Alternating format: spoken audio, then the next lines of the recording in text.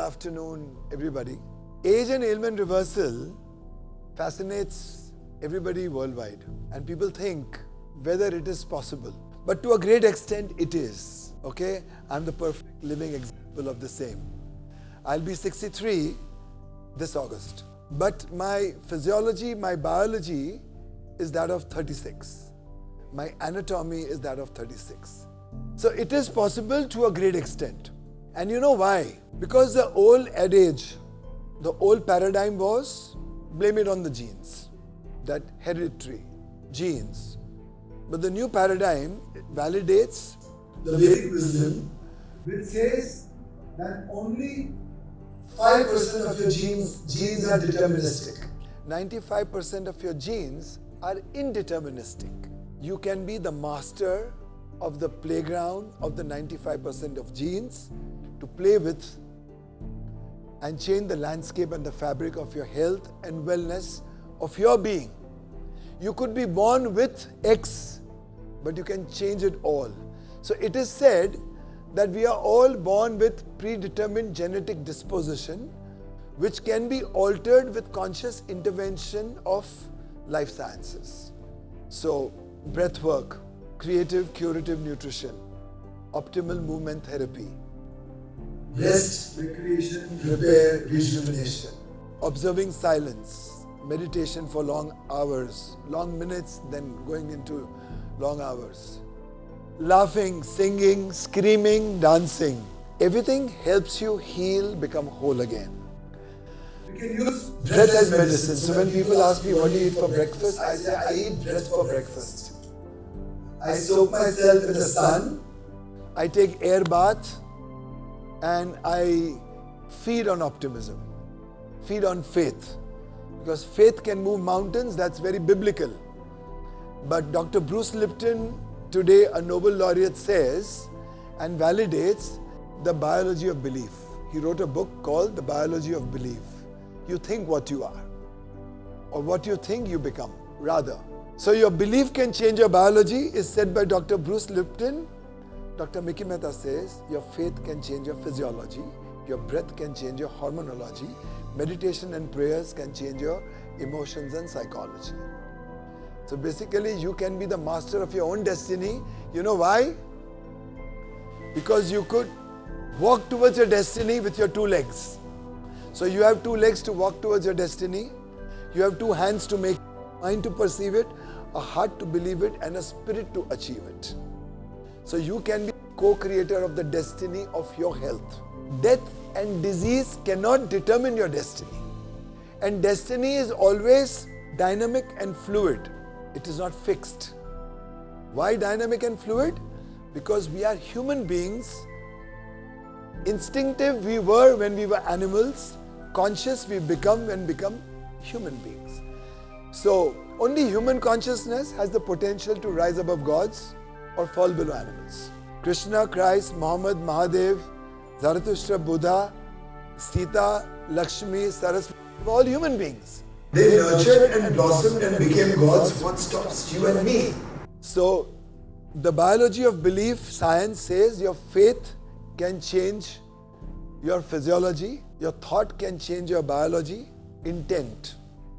Prayers, meditation can change your hormonology, psychology, everything. Now, if this is an established, validated science of 10,000 years old from Vedic wisdom, why do we die? So, death is nothing but the culmination of your diseases, and diseases are the culmination of your choices. So, death has no right on life. Death is the culmination of diseases, and the diseases are the culmination of your choices. You choose intelligently, sensibly, and live. 99% of the human beings, you will be surprised, are not living every day, but they are dying every day. There is a science of cellular aging and cellular replacement called apoptosis. That science says that every organ cells have different range and lifespan. Some 3 days, some 4 days, some 8 days. From the time your cell dies to the time your cell births again, if there is no lag, there is no aging. Aging is nothing but the lag of the rebirth of the cell, and if this lag keeps increasing, that's aging. So aging causes disorder, or rather the lag causes the disorder. This is disintegration, degeneration, disease and death. And that is caused by the forces of nature. So physics calls it entropy, the universal tendency of orderliness breaking into disorderliness. So what are the forces of entropy? Time, matter, space, light, motion, mass, causation, effect. And how do we counter time, matter, space, light, motion, mass, causation, effect? We counter it by the Ashtanga of yoga, the 8 limbs of yoga. Yama, Niyama, Asana, Pranayama, Pratyahara, Dhyan, Dharana, Samadhi. We don't have enough time to get into each limb. But this translates into, as per Vedic wisdom in Sanskrit, Rasa, Rakta, Mausha, Meda, Ashti, Maja, Shukra, which means Rasayan, your biochemistry, your blood, your tissues, your muscle, your bones, your adipose, your fat, your brain function, your creativity. Now, once again, modern sciences of epigenome, epigenetics, neuroplasticity validates everything Vedas has been saying, that you can change the expression of your genes with conscious behavior. It takes exactly 96 days after a new behavior for your gene to express in a different way, but in a minuscule way. From 96 hours. So the science says it takes 7 days for your stomach lining to change for new, 30 days for your skin to change for new, 90 days for your musculoskeletal structure to change for new, and 1 whole year for your whole atomic being to change for new. Collagen, cartilage take maybe 3 months, 6 months more. And if this science of renewal says this, we can keep renewing ourselves. We never grow old. When we stop growing, we become old. So why do we stop growing? So I reiterate again, disease and death shouldn't be your destiny. We were a speck of chemical on the rim of a volcano detected after the Big Bang, which scientists call it probably chemolitho-autotropic hyperthermophile. From that point, today, 14.8 billion years ago, we've become thinking, creating, crying, laughing, emotional, strategizing, analyzing, irritating human beings. And what makes us different from the others, from the animal kingdom, very accidentally, somebody from 4 came on 2. And when the spine became straight, the left and the right brain started working together. And thinking happened. Consciousness happened. And I will again reiterate that human consciousness can make you rise above gods or fall below animals. We are capable of doing miracles and magic with our own beings. Breath is very fundamental to human life. And you'll be surprised that why did Britishers have a system of timetable of periods every 40-45 minutes? They took it from the yogic practice of the nostril switching from left to right and right to left every 40-45 minutes. So when the sun goes up, so does the serotonin in your body. And when the sun goes down and the moon goes up, so does the melatonin in your body. So with sunrise, you get serotonin. With moonrise, you get melatonin. Literally, sun never rises, nor does the moon. It's just we who keep going around it. Sun is there and so is the moon, and it's just we, because we move. Our perceptions makes us feel so. But nevertheless, our circadian rhythm, our biological rhythm, biological clocks are synchronized with the cosmos. And if you sleep in the right hour, if you eat in the right time, if you have creative and curative nutrition, cosmic nutrition also, then of course you're constantly cellularly regenerating yourself. And as I would say, that I truly at 63, almost in August I will be, I truly feel not just 36 but much lesser than that. Much lesser than that. So human capabilities are unbounded. At this juncture, I will take just 3 questions and then I will move on to my next topic. By the way, we've been fixing cancers, asthmas, diabetes, Alzheimer's, Parkinson's to some degree. Recently, we've got 3 people out of ICUs, 2 from ventilators, and 2 almost dead. I have a team of 10-12 people which attends to families. We have a bespoke team, and I have teams in 12 cities in India. And of course, they are mobile teams. They move around in different cities also. We work with super challenging ailments and terminally ill people. That's one part of the business. We also do a lot of mental and emotional wellness. We also do chronic and morbid obesity. The question is, with this lifestyle, for how long do you think are you going to live? For how many years? So, human beings, literally, our biomechanical age of the heart is almost 300 years. If we were to refer to Mahabharata and Ramayana, people lived for 200 plus years very comfortably. There was something in Vedic wisdom called Ichha Mrityu and Ichha Jivan, which Jains practice a lot in terms of Santhara. So typically, when 12 solar cycles you finish, so each solar cycle is 7 cycles. 7 solar cycles, you become 84. Literally after 84, Jains give up their life in submissiveness and surrender to nature because they believe that they are utilizing the oxygen unnecessarily and polluting the earth with their carbon dioxide unnecessarily because their life is useless. So they surrender, they stop eating, they stop drinking week after week, couple of weeks. And over 6 to 8 weeks, they become masters of their own life so that they can let go of their own breath without dying to disease. Of course, it's a perspective, it's a religion, it's a science. It works for them, and I've helped 12 people across the globe get Sandhara. The whole family comes on board and they're very happy. It's passing away. They transmigrate, transform, reform. They can choose to be the colors on the butterfly's wings. They can choose to be the sweetness of the fruits. They can choose to be the fragrance of the flowers thereafter.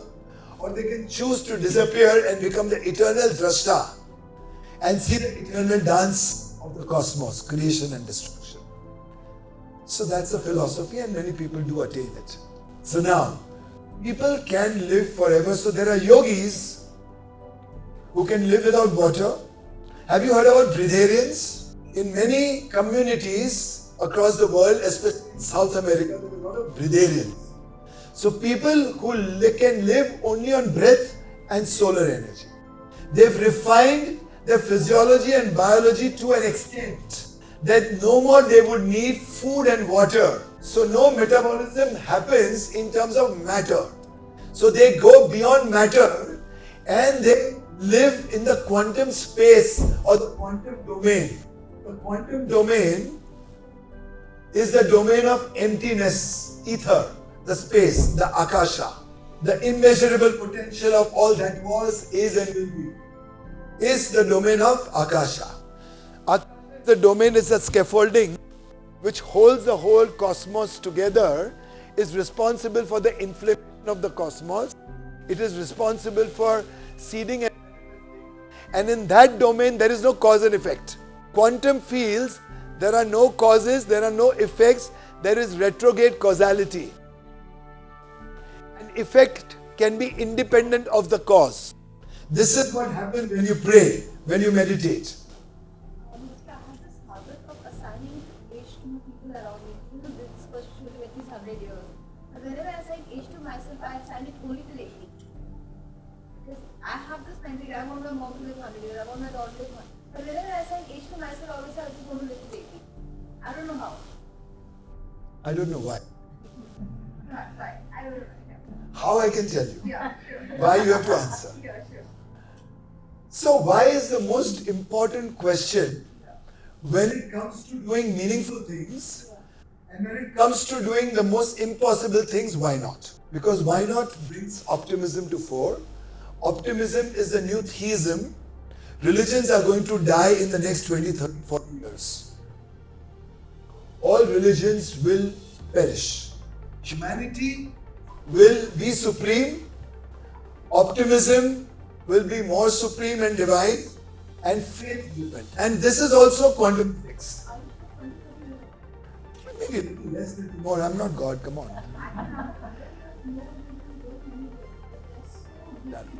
Doesn't matter. They are fruited also. And it's okay. Let them be rooted. The deeper you are rooted, the more you can get fruited. It's perfectly fine. Yeah. And rather, I'm seeing new religions emerging. I saw pagoda in Bombay, and that was something like really amazing to see. Like new religions are emerging. So universality because of technology is going to happen. Technology is religion-less, and it is converting every human mind into a uniform thinking today. So the uniformity in the thought process of alignment of one supreme divinity is going to prevail very soon. This is a hypothesis. Hypothesis could take 20 years or 30 years or 50 years, doesn't matter. But this is the way we are going. I think we would recognize this because when we speak to our children, then we realize that how aligned or disaligned or rooted they are. Then we know what is their religion and where are they headed and where will their children head in future. But remember one thing, gods were only born out of elements, which is why we worship elements. The worshipping element is nothing but taking the energy and becoming one with the element. It could be water for some, affinity with water. It could be fire. It could be earth and gravity for many. It could be air and breath for some. And it could be emptiness for some, which is meditation. But meditation is the ultimate practice of spirituality. Ultimate. When you are free of every other element in which Akasha is present, and Akasha, that emptiness, is the domain of everything birthed today, tomorrow, and in the past. From which it comes to which it will go, the immeasurable potential of all that was, is, and will be. And in Vedic Shastras, we call it the Shunyam quotient. That was my first book 15 years ago. The Shunyam quotient, the emptiness. Not that which is empty. That which has the quality of being empty and becoming everything thereafter. Because if there is something, that something will get over someday. Anything that can be defined has a beginning and has an end. Gods cannot be defined thus. Because if you define a God, even if you name a God, you're putting a definition to it. So, if you see literal Upanishads, Ishwar is Anam. ईश्वर का कोई नाम नहीं होता, वो अनाम होता है. जिसका नाम होता है, उसकी शुरुआत होती है, उसका एक अंत होता है. जो अनंत है, उसका नाम नहीं होता, वो अनाम होता है. The whole Western madness of mindfulness is the biggest sham.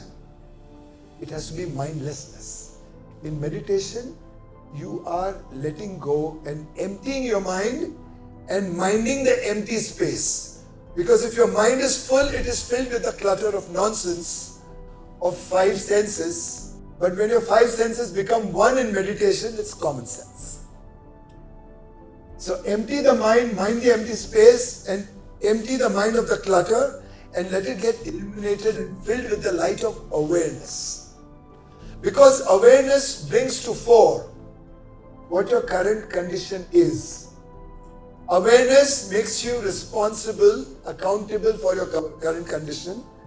Awareness makes you self-realize with introspection and retrospection why this has happened to you.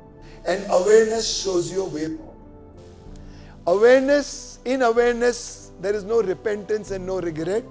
In awareness, there is only repair, restore, and rejuvenate. Any questions? Nikki, where do you stand?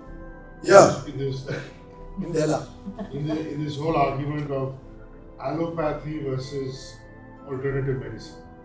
Okay. So you find people who practice allopathy who say homeopathy is all hogwash, it's placebo. There are Ayurvedic and Unani medicine experts who turn around and say this is ancient wisdom. What modern science and medicine is doing is hogwash. So which way are you inclined?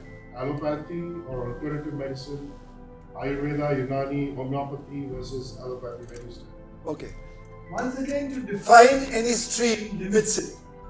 But typically, the system of Ayurveda and yoga put together, they become a very complete system of science. It's very unfortunate that our medical science is built on the premise of the Newtonian physics. That look into the matter which is solid and frozen. But Vedic science sees everything as consciousness. Now modern scientists begin to validate that diseases are seated in your subconscious, the manifestation happens in physicality. So your Prakriti, your constitution is the reason for your disease. It is actually this state of disease. So Prakriti comes out of our 7 sins: pride, anger, lust, envy, gluttony, avarice, sloth, Kama, Krodha, Lobha, Moha, Mad, Maya, Matsara. To counter that, we get into 8 limbs of yoga: Yama, Niyama, Asana, Pranayama, Pratyahara, Dhyan, Dhana, Samadhi, which also neutralizes your 5 strong negative characteristics of your personality, which emanate or birth out of your 7 sins, which are called your kleshas. So, ignorance, avidya, multiple identities, asmita, raga, attachment and desires, dvesha, repulsions and aversions, and abhinivesha, which means our fear of impermanence. So, medicine deals with matter, but Ayurveda, which takes care of all the elements, deals with your innate intrinsic personality. Which is why when you go to an Ayurveda doctor, he will do a Dashavidhi Pariksha. So he will see your nadi. He will see your strength. He will check the consistency of your urine, your defecation, your feces. He will see your stenches. How much do you smell from within? He will come to know that, okay, MRI hasn't picked this up, CT scan hasn't picked this up, no pathology, but he'll tell you that there are 10, 15, 20 things wrong with you. And these are the ways we can fix it. So obviously Ayurveda prevails. It's very unfortunate that in India, we are going after Baba Ramdev. Yeah, perfectly fine. He's done his mistake in arrogance, but he's well intended and he's very thorough in his knowledge. But in America, Dr. Bruce Lipton says, your belief can change your biology, and it is validated. It is validated because where your attention goes, energy flows. Remember, where your attention goes, energy flows, which is why we call it mind over matter. You put attention in the field, you energize it, you put intention in the field, you transform it. So this is your spiritual power of a human being. So coming to the point, medical science is based on the Newtonian physics. Ayurveda is based on quantum physics. Our Rishi Munis thousands of years ago said Bhugol hai. Earth is round. There was no math. There were no tools. Our Rishi Munis said Jagat hai. Jag jiski gati hai. Nobody knew that the earth is spinning on its own axis. Only Bharatiya Rishi Munis said that we are heliocentric. So I always say, modern medical science is magical, Mother Nature is miraculous. Modern medical science is milk, Mother Nature is the cream, and Mother Nature is always supreme. So, modern medical science has its own limitations. In 1940, they had laws made because Rockefeller controlled the world lobby of pharma and the studies of science. They systematically destroyed India, and to destroy India, they had to destroy our mindsets on yoga, our mindsets on astrology, our mindsets on Ayurveda. And they systematically dismantled our intelligentsia. So, yoga became PT. Kama Sutra became pornography. Harsh truth. As we said that my cousin brother, it's a very important story. There are 2 stories I'll tell you, you'll be, very impressed and take a great message home. My cousin brother at the Marsban Sanatorium 3 months ago. His son called me from Canada and said, my dad has got a stroke. And I said, move him now. He said, no, it's night, 11 o'clock. I said, bring him straight to Breach Candy Hospital. So we look after the nurses of Breach Candy Hospital. We have a clinic in Kamalan Hospital and I have a center in Tata Memorial Hospital also, for those who don't know. And Tata Memorial, I have a center since the last 7 years. And we've been looking after cancer patients there. Anyway, and of course the doctors.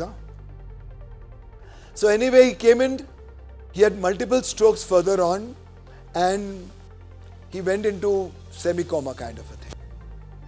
So during some 3 to 4 weeks, he sunk completely and doctors said, okay, we'll keep trying our best because he's only 65, 67. So why give up on him?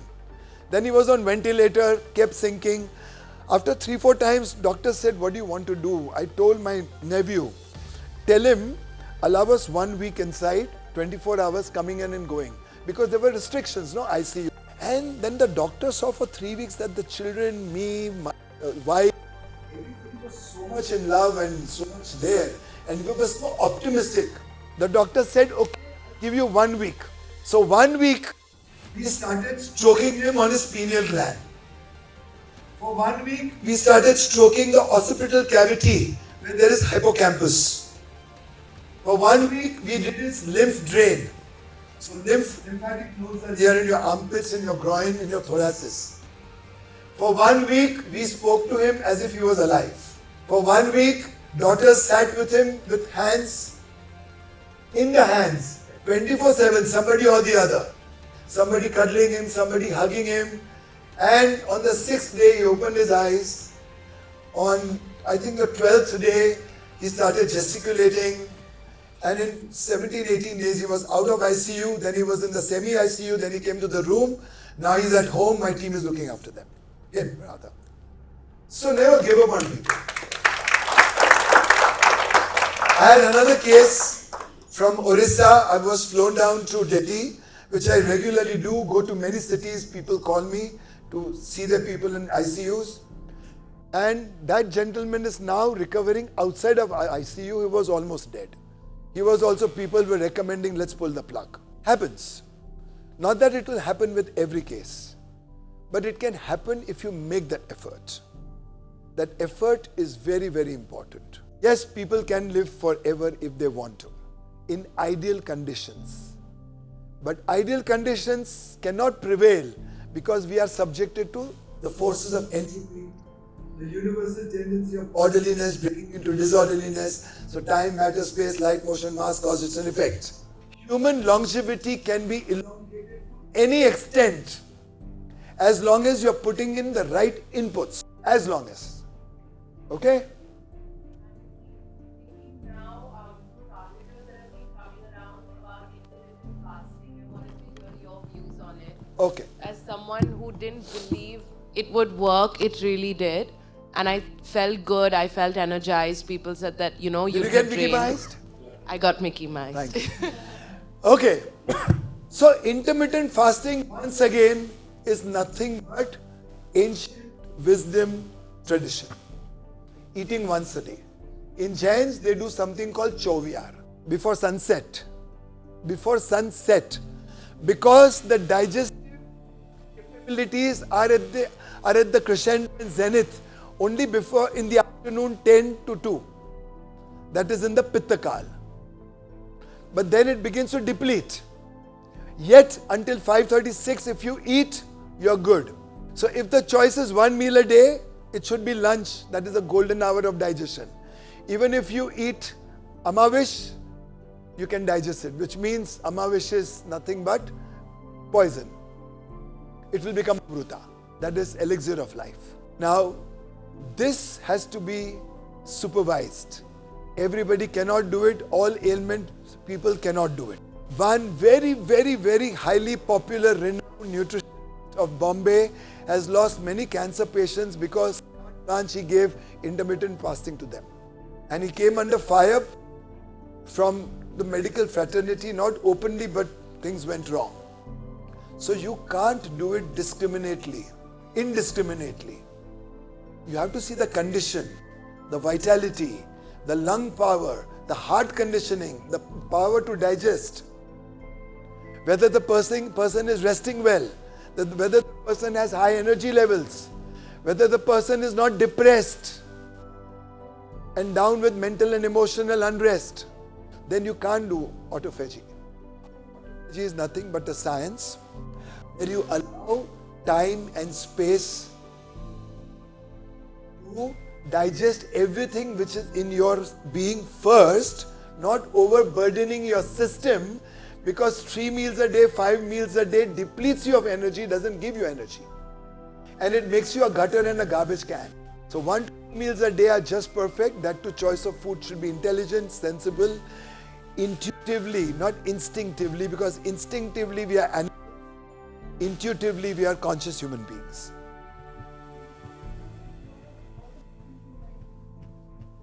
Good things are acquired taste, not the habit. Okay, so once again, autophagy also serves the purpose of allowing your body go through a full cycle of a window of a 16-hour gap to deal with the entire elimination process of all your toxins and put it in the pathway. There's a very interesting knowledge of wisdom I will share with you. How many vayus do you think? We all understand prana, that is energy, supreme divine energy. But pran is one general energy which functions and runs you. So there is pran vayu. Then the vayu which runs your heart is called vyan vayu. The vayu which runs your stomach, it's called saman vayu. The vayu which takes care of your elimination of toxins is called apan vayu. The vayu which takes care of your levitation of consciousness, which means once you are disconnected, once your kundalini is disconnected from fight, flight, food, fornicate. Fornication, you know what it is, right?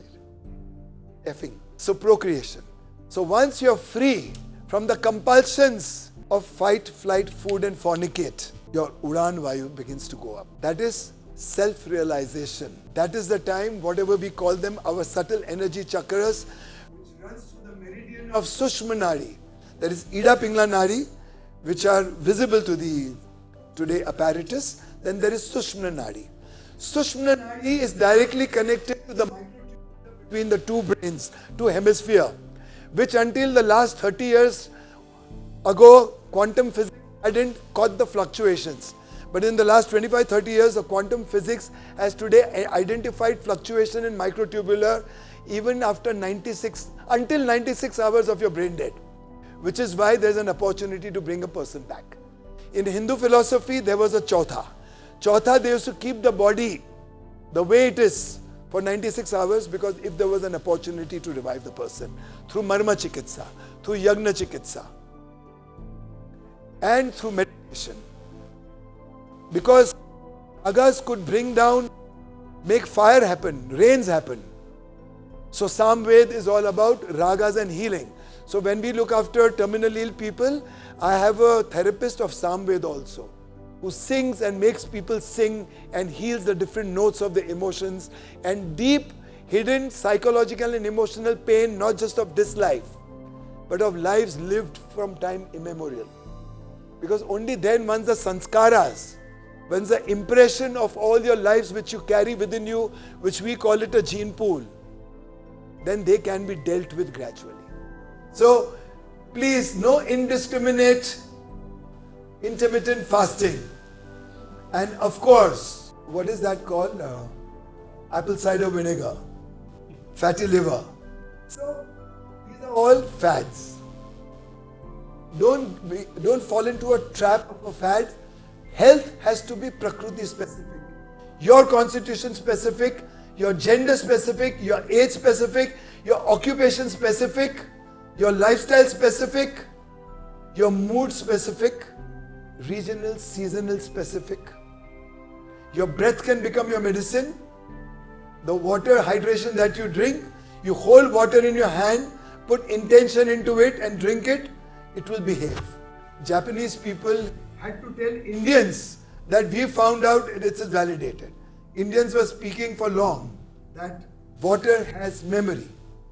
Indians used to sing to their crops and we would have great crops. Bharat का रहने वाला हूँ, भारत की बात सुनाता हूँ. The wheat, when it got industrialized, it gave birth to gluten. Before that, it was known as the golden grain, which Indians lapped it up and had it for centuries together. But Indians knew that in winter we should eat bajra. In the cusp of the season, we should eat jawar. Nachni and dalia should be a part of our second breakfast. The first breakfast is ankurit, sprouts, because everything that is seeds and sprouts has the highest life force. So, nutrition, food comes after 10, top 10. Number 1 nutrition is eat bread for breakfast. Soak yourself in the sun, second nutrition. Have air bath, number 3. Be optimistic, number 4. Optimism is your fourth nutrition. Work out and nourish yourself, 5. Take regular massages, number 6. Give somebody loving hugs and have the limbic resonance activated, 7. Meditate, 8. And 9, 10. Fragrance, 9. Visuals, 10. Audio, 11, 12. Then food nourishes you. So first let the cosmos nourish you, then food nourish you.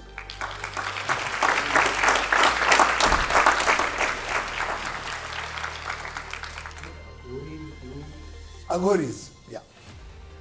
So aghoris they've severed themselves from the human life. They are completely uninhibited and liberated human beings. They don't care how they look, what they do, what people say, what they judge. When I spoke about 5 kleshas, avidya is a life of ignorance which everybody in this hall is leading, including me, but at different levels of life. Asmita are 20, 30 identities that we carry. I am Mickey Mehta. I am the holistic health guru. I am Keki Mehta's son. My surname is Mehta. I have a daughter. I have a wife. I am the boss, the master. I am also a son. So there are 15 identities. Now every identity has a defense mechanism. You try to protect. That defense mechanism is your ego, ahankara. This ahankara is nothing but your stress, tanav. So we carry stress through our identities. Okay? Now these identities make you collapse within and get compromised in your immunity. Because identities bring anger. So once again, pride, anger, lust, envy, gluttony, avarice, sloth. Kam, krodha, lobha, moha, mad, maya, matsara. They are the products of your mind. Mind can only be present in the past or the future. Mind in here now is empty. When your mind is, you are not. When you are not, and when you are, your mind is not. When you are means you're conscious, you're aware. Then there is no mind working. Mind is working in scheming.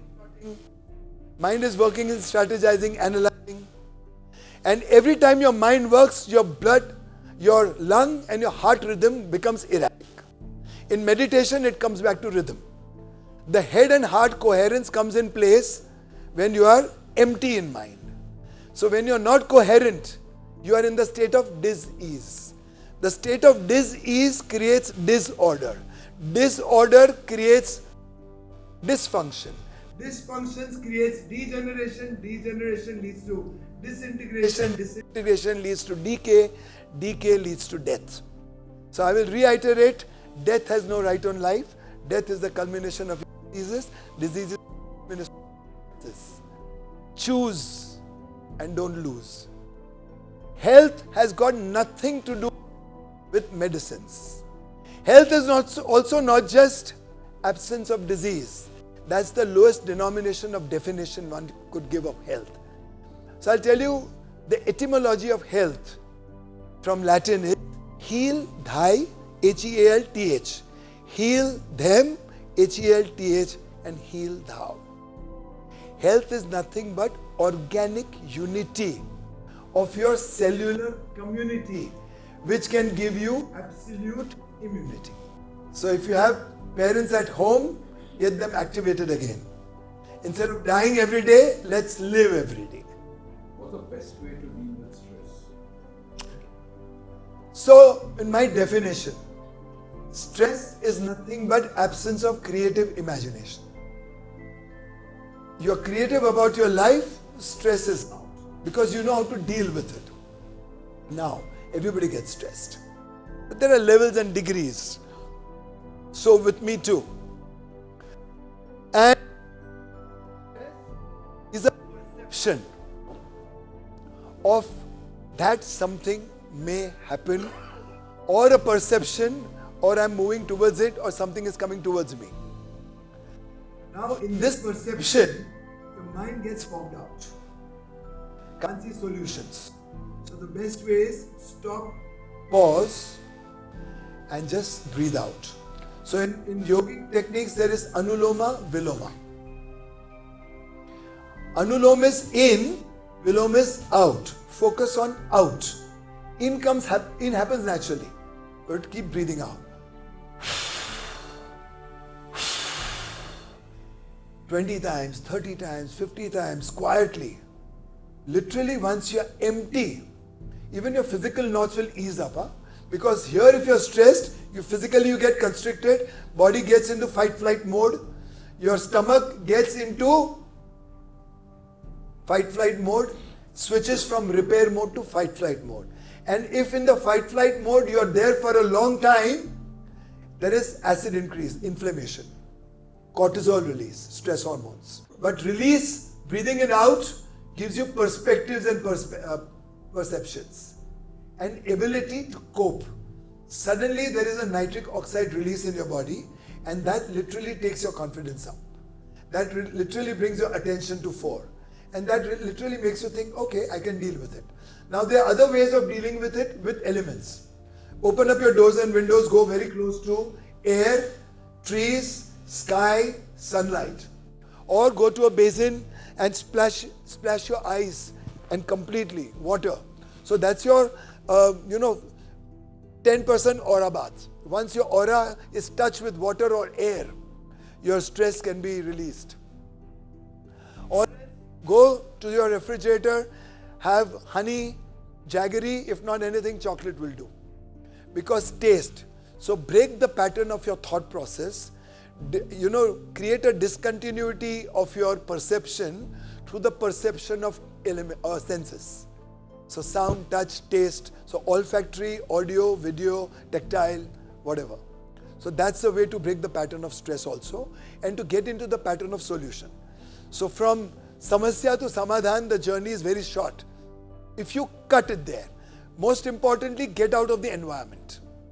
Just get out and if there is boiling anger, trust me, if you allow only 7 breaths, your perspective about the issue of the anger completely changes. There's a shift of paradigm. So, and then there are many. Then there are particular ways.